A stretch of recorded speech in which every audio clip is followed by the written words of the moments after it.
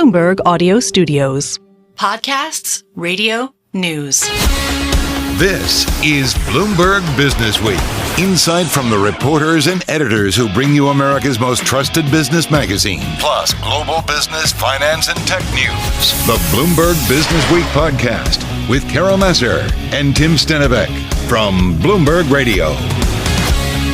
Busy week, we know, when it comes to the Treasury trade this week. Also very busy when it comes to earnings. About 180, I think, S&P 500 companies. John said representing around 30%, but I think it's more than 40% of the index's market cap. But we have the expert who's going to tell us. I'm not going to argue with either of you. How's that?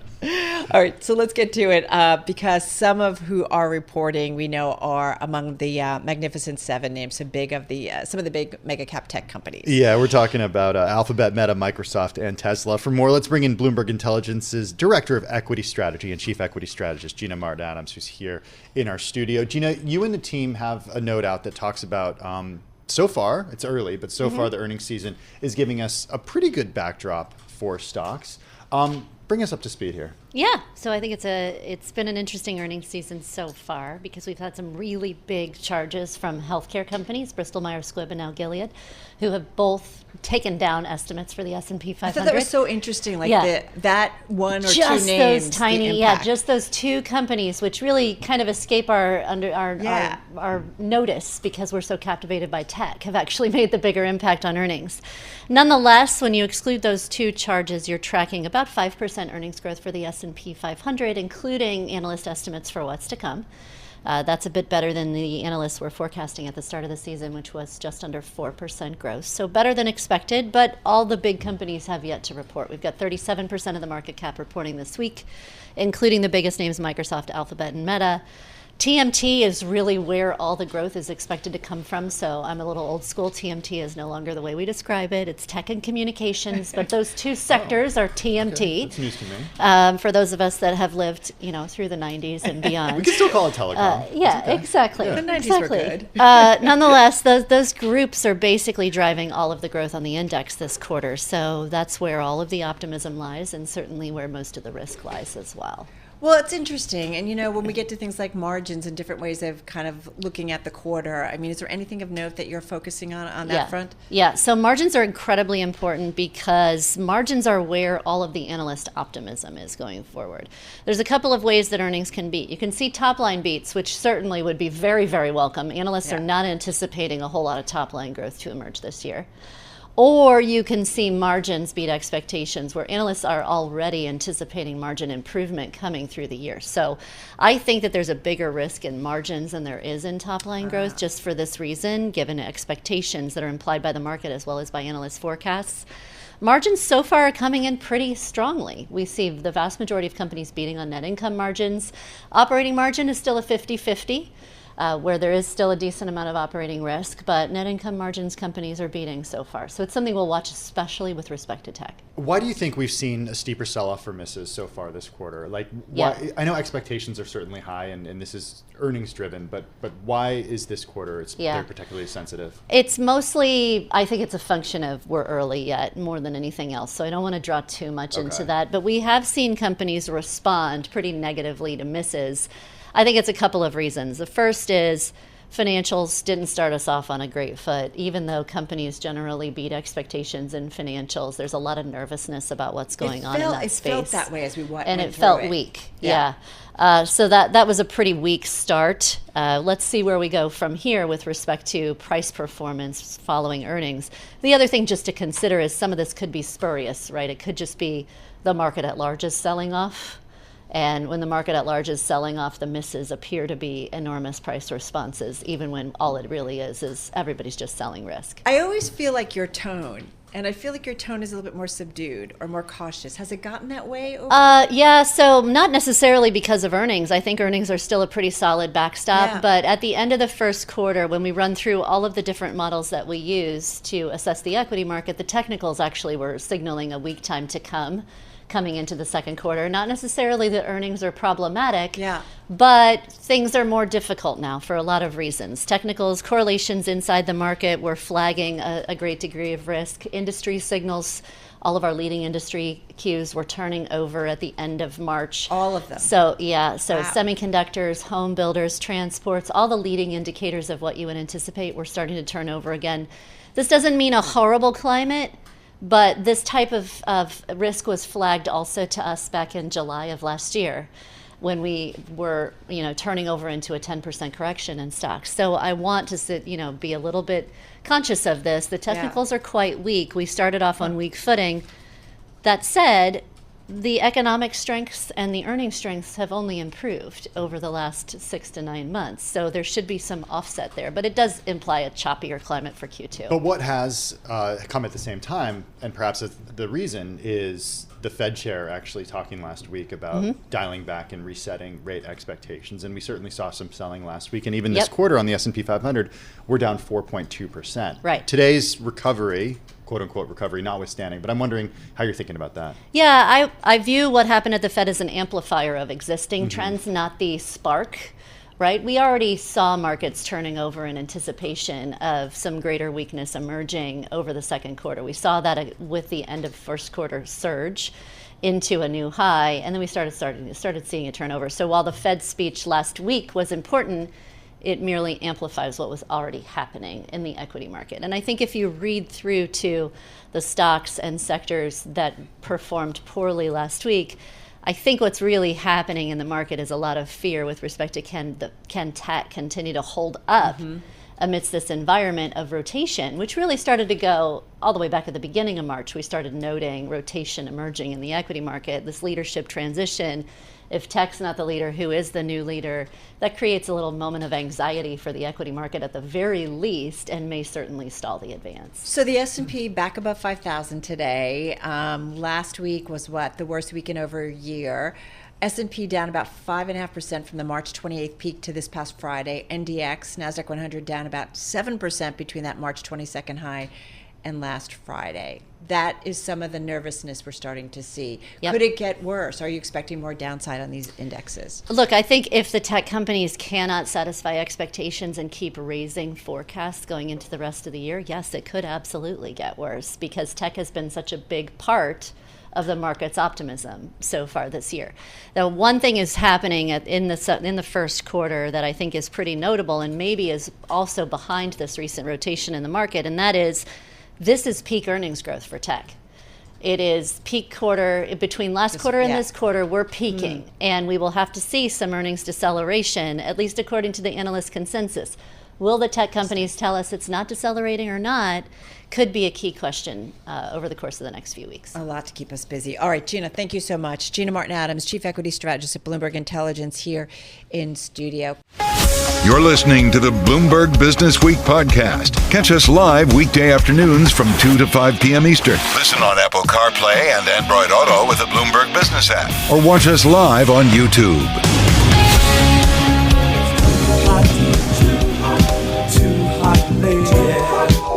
Gotta run for shelter. All right, everybody. Well, last week, you might remember the IMF edging up global growth. Meantime, the Atlanta Fed GDP Now model estimate for real GDP growth in the U.S. in the first quarter of 2024 is 2.9%. That was on April 16th. It's up from 2.8% before that. We're going to get another update from the Atlanta Fed on Wednesday. So we have seen the numbers. We've talked about this. They've been ratcheting them up higher. Meantime, on this Earth Day, Bloomberg's Mark Gongloff reminds us that the only thing climate change is cooling is growth. Mark is Bloomberg opinion editor and columnist who covers climate change. He joins us this afternoon from New Jersey.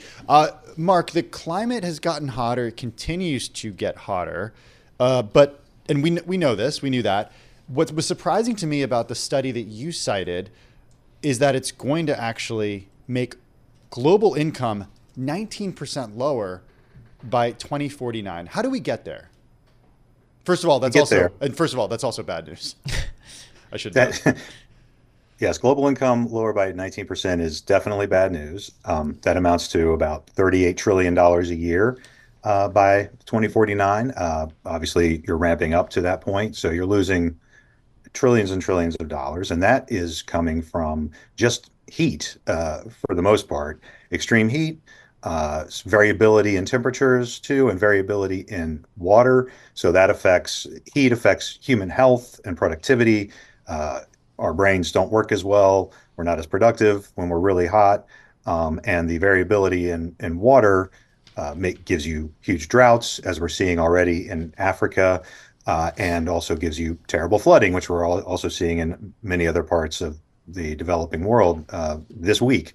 So all of these things affect economic growth, productivity, agriculture, industry, all of that, shaving up to 19% off of global income, which is not the same as GDP, but it's just about the same. It's similar by 2049.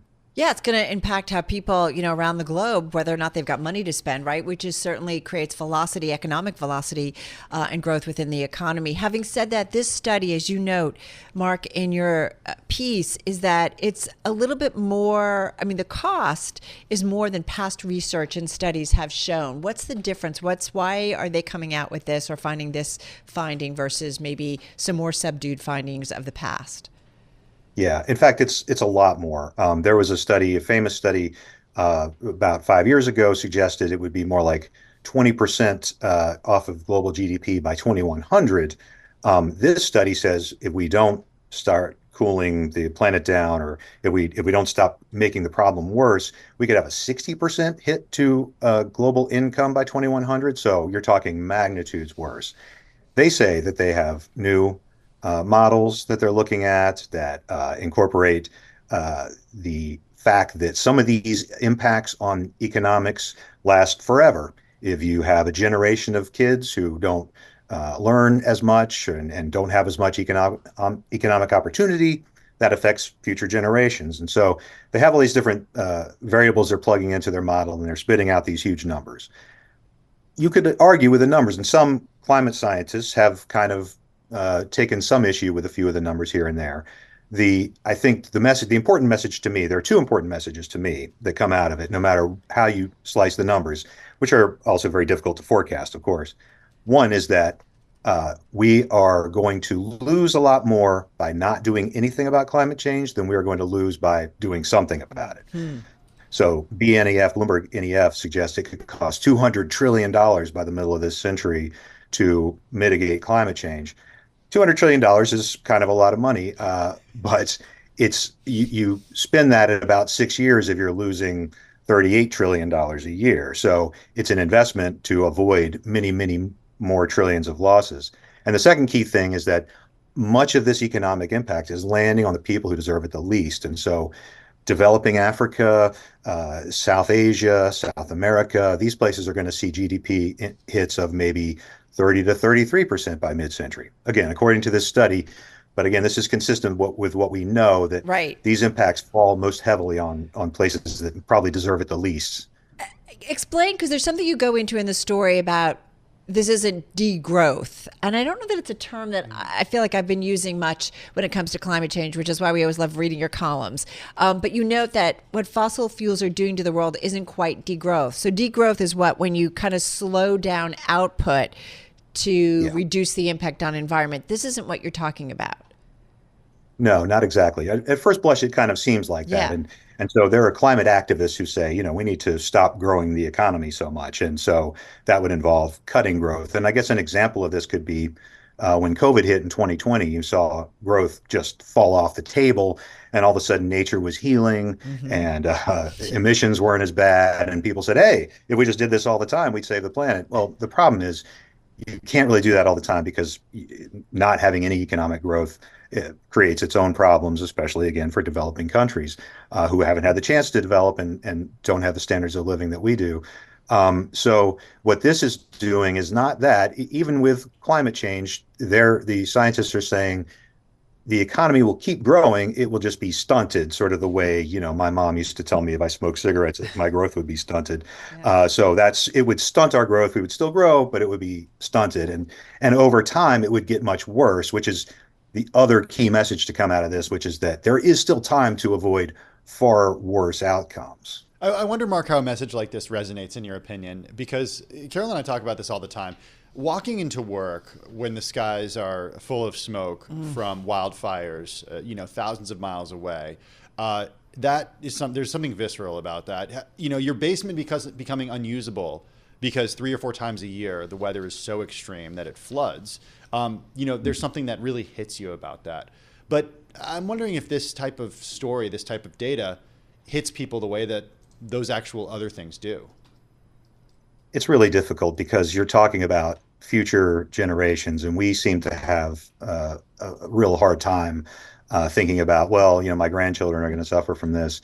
And then also we have a really hard time putting numbers like $38 trillion a year into context. It's like, okay, $38 trillion a year, or you read the headlines about, all the Arctic ice is melting and the oceans are hotter than they've ever been. I mean, some of this stuff can be so gloomy and doomy that you just say, all right, well, we're doomed anyway. I might as well eat a cheeseburger and roll coal out in the parking lot. But it really is true that we still can make a difference, that we're not doomed by any stretch yet. And so I think sometimes numbers like this, we are already suffering hits to our pocketbook right now. We talk about 38 trillion by 2050.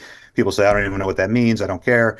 But people are losing money in Florida as we speak, and in California because they can't get their homes insured. And the next wildfire season, the next hurricane season, the next floods that come, there are going to be a lot of people who are going to be surprised to find that they're underinsured. And so, and they're going to take a huge financial and economic hit. So these economic hits are happening right now. And I think maybe that's a way to help contextualize it for people, to make it real, like wildfire smoke. Mark, to that point, there's another story on the Bloomberg, and it talks about the economic impact of climate change, specifically on global tourism, broken down by some of the top countries that rely on tourism for growth. And we have a great chart for those who are watching on YouTube and our Bloomberg originals. But the whole idea is, and in this story, it says by the end of the century, residents of northern countries will generally see sunny, spring-like balm appear earlier in the winter. Conversely, those in the south, including equatorial regions and extending into southern Europe and the U.S., will, for the most part, enjoy fewer days of temperate weather year-round. I mean, this is something we talk about. Tourism so important to so many different either cities or countries. Like, this is, again, another economic impact. Just got, forgive me, about 25 seconds. I mean, this plays to what you were talking about. For sure. And even in those places, even in the places that will bear less of the brunt, there still is an impact. There's an economic impact. And in some of those countries you're talking about where there will be sunnier days, but maybe your skiing industry doesn't get as much snow. And so you lose a lot of tourism that way. And then you have climate refugees leaving the places that are hit a lot to try to go to the nicer places. And then you have a whole political issue. Yeah. Changing outdoor days, though, like changing.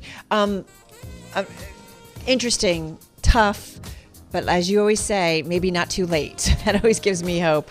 Mark Gongloff, thank you so much. Editor at Bloomberg Opinion, joining us there in New York City. Check out his column. You can find it on the Bloomberg, also at bloomberg.com/opinion.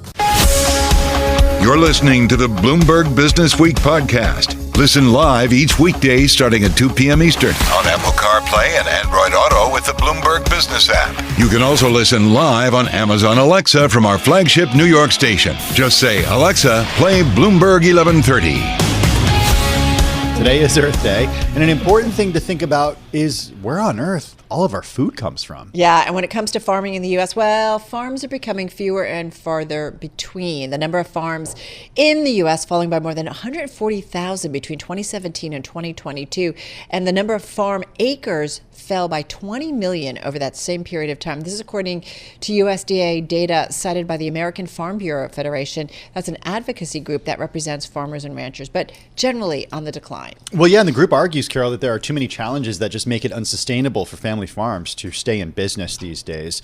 That's where Elmar Mair comes in. He's the co-founder and CEO of Neatleaf. It's working on technology that uses sensors, AI, and robotics to give farmers a granular view of their cultivation environment. The idea is that increasing crop yields and reducing costs, of course, helps with the growing environment. Elmar joins us from Santa Cruz, California. Good to have you back on the program, Elmar. How are you? Good. Thank you so much for having me. Yeah, I'm excited to be back. Yeah, thanks for joining us again. Give us an update on where exactly you are with this spider technology, and explain once again for our audience exactly how it helps farmers. Yeah, happy to do so. So it's basically a football stadium camera for greenhouses or indoor growing environments. It's like a cable-based system, which, like a football stadium camera, basically moves around the canopy and floats above the the crop and monitors the crop. It collects a lot of different data like temperature, humidity, CO2. It takes images to understand what's going on with each plant and analyzes it. So it's basically alleviates that burden for cultivators to walk the crop every day and check out every plant, which is tedious and like not scalable. Is it possible in your mind ever to use this in fields outside and outside of greenhouses? Oh, definitely. The way how we look at it is that Neatleaf is based on two pillars. One is the automation, the data collection, like the robotic side of things, where we developed the Neatleaf Spider to harvest the data. But then the other part is all the data analytics, like the processing of the data, the AI, which picks up on plant health, on pests, on crop properties. And that's agnostic to where the data comes from. So we could easily either mount 4 pillars outside of a vineyard and have a spider collect the data, or mount the same sensor box onto a drone and collect the data in an open field. Talk to us a little bit about all of the data that you have been collecting, the quantity and kind of the diversity of that data that helps you help your clients. Right. So the way how we looked at it originally was like we tried to understand how cultivators operate their environment, their fields, like their greenhouses. And they heavily rely on the visual feed. They obviously monitor the environmentals. They try to understand what's going on in the soil and the substrate. But then they really rely on looking at the plant, assessing what's going on, reading that language of the plants, and like doing that by like moving around the plant, walking the greenhouse, etc. And that was really what inspired us to create like a system which is flexible, low cost, easy to install, but at the same time provides all this information which is necessary to assess what's going on in the field. And so having image data, collecting like the assessing what's like taking in like assessing how the plants look like, what the issues might be, is just a new domain, a new dimension which we can offer to the cultivators. We count every yellow leaf, for example. We count every necrotic leaf, every folded leaf. We detect pests. We count every flower size, how it evolves throughout the growth cycle. So now all of a sudden you have a direct feedback loop to whatever you do in the field, to whatever happens. And you can say like, oh, my crop has 10% more yellowing today. It has 5% less folding, and compare crops across different growth cycles. That's unique. It's kind of like the ultimate drone or spy camera, to be quite fair. And it reminds me of if you've ever gone to a sports game, or I think about when we're in the U.S. Open covering it, tennis, and it's that camera that comes down and zooms, and it's on these cables, and it catches people, that are watching in the stands. So it's really kind of interesting in terms of the technology, and those who are watching us right now on YouTube and streaming on Originals can see it. Having said that, you guys have been up and running for about, I believe, 4 years or so now. Give us an idea of what the impact, if this is going to be helpful in terms of yield and growing and productivity and efficiency. I mean, tell us what the results have been from some of either the studies that you guys have done or some of the customers that you're working with. Yeah, it has been an amazing journey so far. Where we started about 4 years ago. It took us like half a year, 9 months to come up with the idea of the spider, and then we executed on that idea. We quickly installed first prototypes and then iterated, improved, ensured that it works reliably, collects the data which we need. And we have been running these systems now for over 2 years in the field. And last summer, we then decided to ramp up production, to really like accelerate and like produce more and more of the systems, because we realized that the customers really love it and there's interest. And since the beginning of the year, we have tripled installations, and we have a backlog of orders now until June, which is very exciting. But it really seems like it's a new concept of what you get in terms of data from the field. But once customers see that with their own field, it's just a very sticky product. They quickly understand the value and the power of this, and they want more. How do you scale this? I've a hard time imagining the sales force that's required to go out and sell this product across the U.S. and across the world to farms. It's not an easy thing. And I'm curious how much it costs, because I'm thinking about smaller independent farmers, which are increasingly, whether it's organic or regenerative farming, which we've been doing a lot on in the last couple of weeks, whether or not it's affordable. Right. So the scaling itself right now, it's a lot about like going to trade shows, presenting the system, talking to potential customers, and the word of mouth by customers themselves, where we get a lot of incoming demand. The obviously, like installing the systems right now, it's our team which still goes to the different places, install the first system, but it's really designed in a way where the customers can install it by themselves. Most of them have like a facility team if they are bigger, but even like, all the cultivators are in general very handy, and they have to fix a lot of the issues around their farm anyway. So we try to design it in a way which makes it very like easy to install, so that we can just ship them a box, they install the system, and it removes all that overhead of installation cost, etc. Cost-wise, it's very interesting. We try to alleviate that initial hurdle to kind of say like everyone can just try it out, so you can rent the hardware for like $300 a month. You basically rent the hardware as long as you want. At the point where you want to commit to it, you just purchase it. It's a couple of $1,000s to purchase the hardware, and then you get a discount. So it's really worthwhile, basically, that investment. But we didn't want to have anyone to like really, think long about before trying it out, because it's really this game changer when you see your own data gathered by the device. One thing I'm thinking, and for it to be kind of a game changer on the industry, perhaps in terms of methods, is the industrial farmers getting involved? Are any of them interested? Are they biting and signing up for the systems? Definitely. They love it, especially the ones which have multiple facilities across different states or countries. They always struggle that they have, their experts, which they then have to send around, they fly around, visit each facility and assess what's going on. With our system, they can provide way better feedback remotely. They can guide the teams on the ground. They can compare data across different facilities, which obviously allows them to like standardize it more and become more consistent. So we see a lot of very large excitement from exactly bigger industrial cultivators. Really appreciate you joining us this afternoon with an update, Elmar. Thanks so much, Elmar Mair. He's the co-founder and CEO of Netleaf, the company using technology, sensors, AI, robotics to give farmers a granular view of their crops. I think about it like either some of the vineyards, right? We were just talking on Friday and just doing the regenerative farming, but having that capability to kind of look around and see where there's problems in terms of leaves or, pick up on problems or pests would be kind of cool. I don't know. It's kind of interesting, right, how they're doing it. I'm driving in my car. I turn on the radio. How about you let me drive? Oh, no. Who's gonna drive you home? Honey, please, I'll do the driving. Drive on. Excuse me, I want to drive. It's the question that drives us. This is the Drive to the Close. That funky music will drive us till the dawn. On Bloomberg Radio. 4%. NVIDIA up 4% right now as we speak. Wow. Yeah. All because of SoftBank? Yeah, maybe. I think so. What's going on there? Yeah. It's actually one of my gainers. Courtesy of you, because I was actually like, I put it on my list. Gainer. Because I'd say so myself. it's like an analyst making some comments too about buying maybe the pullback, but SoftBank making a big investment. It's like $1 billion.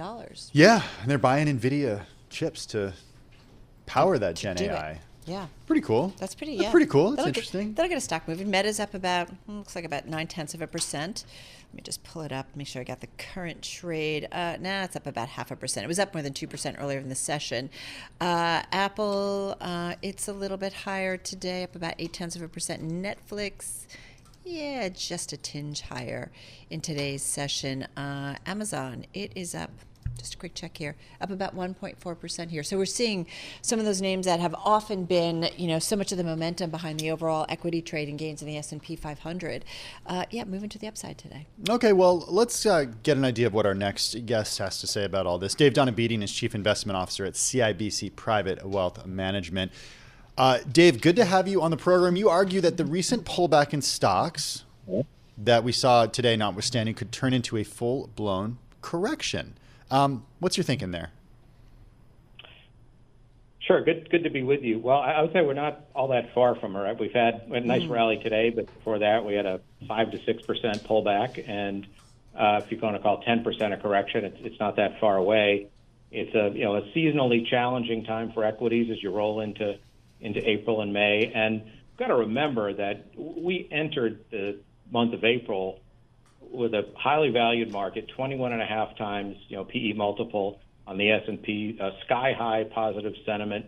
and it was just sort of ripe for some disappointment. And the macro environment that was so rosy in terms of the consensus, where inflation was going to come down, the economy is going to keep chugging along, double-digit earnings growth, and of course, very aggressive rate cuts from the Fed, obviously looks a little different today. The growth story, I think, is going to come through, but the inflation numbers have been kind of sticky on the way down, and obviously there's been a radical downgrade in terms of expectations of how much help and when we're going to get it from the Federal Reserve. So it's just a somewhat more challenging macro environment in the context of a somewhat highly valued market, and it wouldn't take that much to get to correction territory. But the important point is it's a correction within a bull market. It's a normal part of the process. It's just the uncomfortable part. Well, it's interesting, too. The S&P, as you said, it's down about 5.5% from the March 28th peak to this past Friday. The NASDAQ 100 down about 7% between the March 22nd high and last Friday. So we definitely have seen, a different trend line over the last 3 weeks or so. Having said that, do you, I don't know, on those pullbacks, Dave, say to your clients, this is an opportunity to actually get a name that's now a little bit cheaper than it was a few weeks ago? For some names, yes. I wouldn't say that about the overall market, but certainly you're always looking at these pullbacks, or even they become corrections, as opportunities to be able to buy stocks at the price you want to buy it at. There haven't been that many of those in this after this market rise. So sure, on a selective basis, there are stocks today that are more attractive than they were at the beginning of the month. Why say selective, Dave? Why would you say the overall market is not even is not a good deal right now? Well, I go back to valuation and the fact that kind of great expectations were built into those valuations, and we still have a process here where I think the market has to adjust to a somewhat less hospitable macro backdrop. So I am curious. Here's an interesting week, right? It's said to be the most important. We have the most names reporting when it comes to first quarter earnings this week. So we're going to get from a lot of big, well-known companies, including Alphabet. We're going to hear from Meta. We're going to hear from Tesla after the close tomorrow.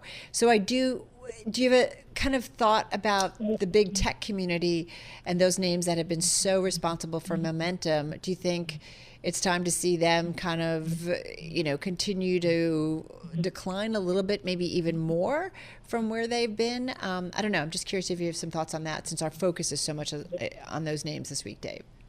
And you hit on the key issue. It's the earnings and the guidance that goes along with those earnings. I think the challenge for the mega cap tech names is that the pattern of their earnings expectations being greatly exceeded and management guidance exceeding expectations, that the bar is pretty high, I think, to get big up moves off of earnings. There'll have to be, I think, substantial beats with very, positive forward guidance to really give these stocks a major lift from here. But one of the interesting things that is developing this year is one of the things we were looking for to confirm that this is in fact a bull market, from a sort of a longer term context, is the fact that the market this year has not been wholly dependent on this handful of stocks. If you look at performance year to date, actually tech is a middling performer as a sector, and the leaders of communications is one of the leaders mostly because of Meta and Google,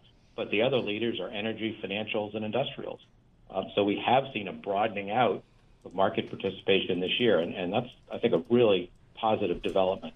We're not just dependent on a handful of stocks to drive the index. Okay, so give us an idea of what could derail your thesis this year, because I know you mentioned in your note geopolitics, and it's not front and center today, but it's certainly in the back of a lot of investors' mind, just in the last 30 seconds that we have with you. Sure. I mean, geopolitics is always out there as a source of volatility in the markets, and there are more issues than normal today. So any given day, something could happen to jolt the market. There's no question about that. But we've gone back and looked at what happens in these geopolitical episodes, even when they go bad. And the market is extremely resilient. And you can't predict these geopolitical outcomes. So the focus continues to be on economic growth, inflation, monetary policy, currencies, and valuations. If you stick to those things, you'll be able to ride out the geopolitical crises. All right, Dave, going to leave it on that note. Listen, thank you so much. Dave Donabedian, he's Chief Investment Officer over at CIBC Private Wealth Management, joining us from Baltimore. This is the Bloomberg Businessweek podcast, available on Apple, Spotify, and anywhere else you get your podcasts. Listen live weekday afternoons from 2 to 5 p.m. Eastern on Bloomberg.com, the iHeartRadio app, TuneIn, and the Bloomberg Business app. You can also watch us live every weekday on YouTube and always on the Bloomberg Terminal.